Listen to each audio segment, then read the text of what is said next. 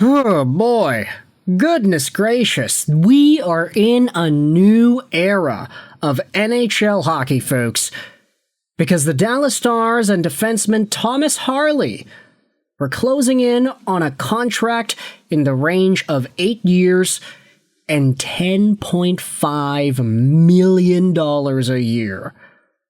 This is the tweet from Friedman earlier this afternoon, hearing there's another big extension coming into focus. Thomas Harley and the Dallas Stars, looking like it'll be 8 by 10.5-ish, maybe a bit above that number. Harley has become a big piece for Dallas and Team Canada. Furthermore to that point, you had Pierre LeBrun going out there and giving the actual dollar amount, $10.5875 million a year for Thomas Harley for the next 8 years. This guy is going to be making, what is that? So we can do 80 plus 4, maybe 6, 85 something million bucks, 86 million bucks, something like that. It's a lot of money for Thomas Harley, but Bench Rates goes out there and says, hey, this is pretty fair. Thomas Harley improved to becoming a 98 percentile individual offense player, 99 percentile on-ice defensive player, 97% defensive player, and a 90, I can't see the last number there, 99% contribution player. He's very good, that Thomas Harley, and even AFP Analytics says that this contract is really reasonable. They had Harley as a $10.753 million player over 8 years based on the way he plays. But he gets a $10.587 million contract, so the Dallas Stars, they get themselves some savings here, even though the contract is very close to what AFP says it should have been. And man, a lot of people are going out there and saying things like this. Hey, he's making $2 million more per year than Lane Hutson. 2 years ago, Harley was projected to be getting $7.65 million on an 8-year deal. Oh, what could have been for the Dallas Stars? If the final AAV stays at 10.6, Scotia Stat Hockey is still saying this is a really good deal for the Texas hockey team. Thomas Harley will continue to grow as a player, and in 4 years, this contract will be well worth it with the way the cap is supposed to rise. And projection by cap length, he's making about 10.62 million, percentage of the cap, so that's very, very beefy.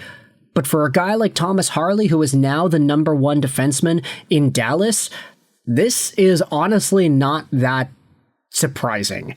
This is the new way of the NHL. 24-year-old guy, he's locking up a bunch of UFA years, he's signing till he's 32 years old, he's making $4 million a year right now for the Dallas Stars, and now he'll be doubling that and then some.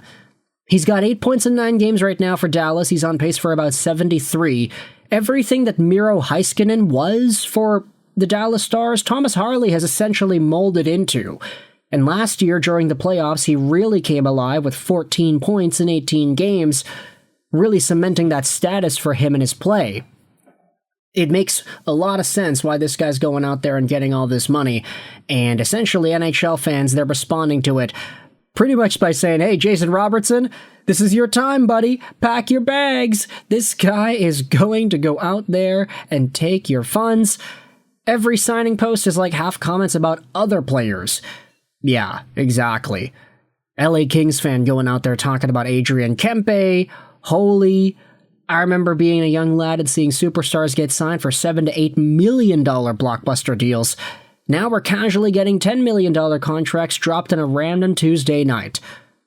Stars are good at drafting. I'm glad we're dragging along Kempe's contract. You also have Lane Hutson's contract trending towards being one of the best in the league. Harley is definitely better, but you gotta be happy with Dobson at 9.52. At the start, I thought you meant Harley is better than Hutson. Harley is sick and all, but I'd still take Lane Hutson. Now, honestly, I'd probably take Lane Hutson too, but Harley's really good, and he's not tiny like Lane Hutson is. Harley's 6'3", 205. With that being said, though, the Dallas Stars, they are very excited about this deal, and I think a lot of Stars fans would confidently say that as long as Harley can stick around for the long term, even though this move might cost them Jason Robertson, this is a pretty good move. And the contract is fair. He's a number 1 D-man. He's very, very good. But sticking around with players whose contracts need renewing, I wanted to take our conversation over and talk about some other news that's been bubbling around in the NHL sphere a little bit. In regards to Artemi Panarin, yeah, I know, the Canucks are playing the Rangers later today, but we had ourselves a very interesting quote from Frank Seravalli speaking out on the future of Artemi Panarin, 33 years old, making $11.6 million till the end of this season. I mean, he's been productive, but the Rangers are not great. So Frank Seravalli went out there and said this on Threads and, frankly, hockey. If the New York Rangers continue to hover in the very bottom of the standings, could they convince Artemi Panarin to go to the Carolina Hurricanes?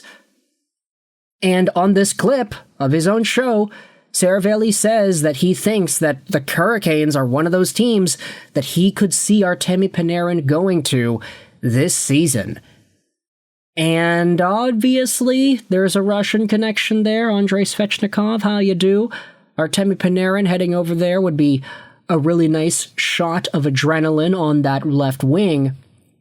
But fans are responding to it in a really interesting way. This is the Carolina Hurricanes subreddit. They're going out there and saying that, yeah, no, Panarin is older and he's on a downward trajectory. Not ideal. Yeah, if this was David Pastrnak, then sign me up. I guess if I talk sports for a living, I'd have to pull some crap out of my ass too. Why? We have wingers for days, even weeks now. I understand the interest in Kadri more than Panarin. I have probably as much credibility as Frank and can vague probabilities to make anything sound plausible. This isn't reporting. This is interference. Seravalli seems to really want the Canes to acquire... Okay, yeah, so lots of people going out there and disagreeing with the idea of Carolina being a destination for Panarin. But Seravalli did say it, so I was like, yeah, you know what, let's just include it here in the video. That would certainly be a pretty strange turn of events. Rangers fans are going out there and asking how many 7th defensemen will Panarin fetch? 3 or 4? Another reply says Frank needs a new hobby at this point. Drury will ask for Brent Burns and Jordan Stahl. Huh, 3-way trade with the Avalanche, eh? Sick. Welcome back, hey Andre Miller. That would be very, very funny, but it's not going to happen. Blatant speculation by Frank if you watch the clip. Absolutely nothing of note at the moment, even though moving Panarin is the right move. On one hand, I get that moving him may need to happen, but as my favorite Ranger over the last many seasons, I would be sick to my stomach seeing him on the Canes. His entire purpose there seems to be goal scorer.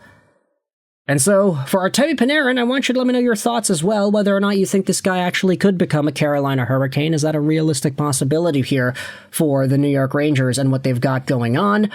What are your thoughts on the Thomas Harley $10.5875 million AAV contract extension? Lots of news to go over here in the NHL on this busy Frozen Frenzy 16-game day.